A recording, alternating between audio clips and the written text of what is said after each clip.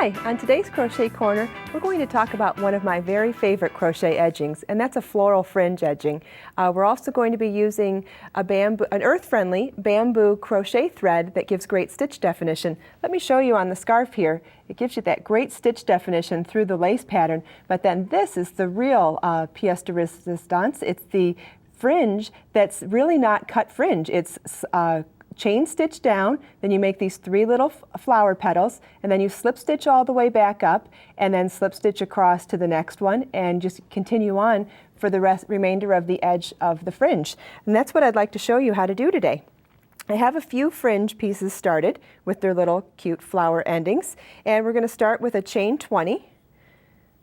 You know, just to keep it nice and even, especially since this is a focal point, you want to make sure that your yarn is nice and taut. I like to hold it between my middle finger and ring finger just to give a nice smooth tension so that my chains are evenly spaced. See how nice and even they look?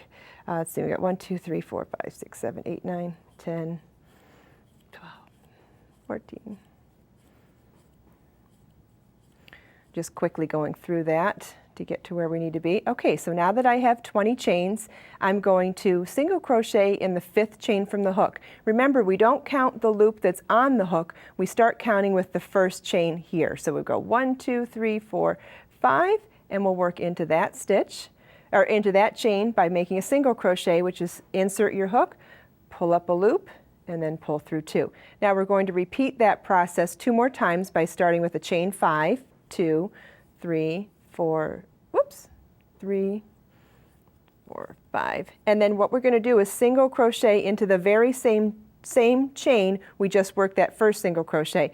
So we're going to insert right back into that one. It's a little tight on the first one, or the first repeat, and what's surprising is that on the next repeat it'll actually have a little more space. So here we go.